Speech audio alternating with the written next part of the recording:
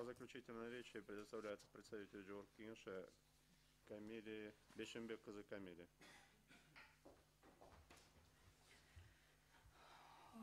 Мы просим не удовлетворять иск Акыйкатчы Кыргызской Республики в связи с тем, что равенство перед законом не исключает фактических различий. В данном случае различие заключается в том, что указанные лица имеют 5-летний стаж работы, а другие, которые должны проходить квалификационный экзамен, им достаточно 1 года стажа работы.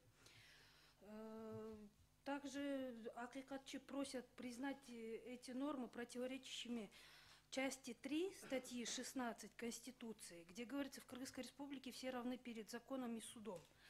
В этой части, я думаю, оно не является противоречием Конституции, так как эта часть, как отмечал коллега ранее, она предусматривает ответственность перед законом и судом. Что касается дискриминации. Дискриминация – это ущемление прав определенной категории, определенных слоев населения, ограничений в чем-то.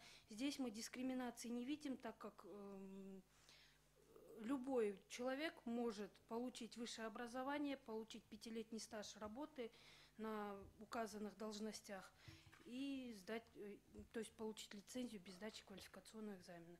На основании вышеизложенного просим оставить иск Акыйкатчы без удовлетворения. Спасибо. Присаживайтесь. Право заключительной речи предоставляется второму представителю Джоркинша Оразовикову Максату.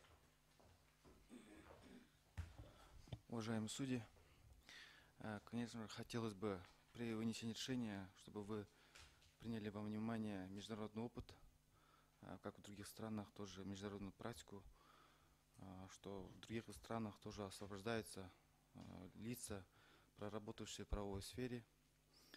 И хотелось бы, чтобы вы поддержали позицию Джоркинша, и в связи с чем просим оставить представление Акыйкатчы без удовлетворения. Спасибо. Присаживайтесь. Право заключительной речи предоставляется представителю правительства Абдуллаеву Равшан Бахтияровичу.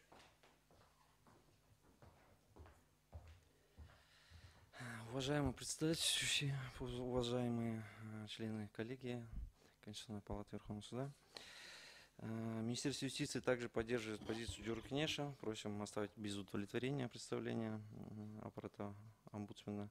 Хотелось бы от себя добавить, ранее аппарат омбудсмена уже озвучил, что международная практика разнится. Мне хотелось бы добавить, что мы живем в Кыргызской республике, будем исполнять законы нашей страны, нашей республики. И относительно законодательства, то, что перед законом все равны, это всем понятно. Здесь есть определенные привилегии для определенного круга лиц. Например, для ветеранов Великой Отечественной войны, для инвалидов и для лиц, которые работают в тяжелых условиях труда. В части адвокатуры тоже есть определенные привилегии для тех, кто обладает именно теми квалифицированными требованиями, которые требует действующее законодательство. У меня все. Спасибо. Мы просим отклонить.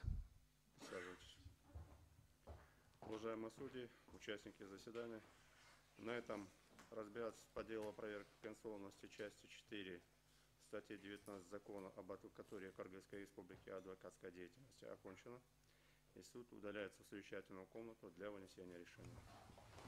Прошу всех встать.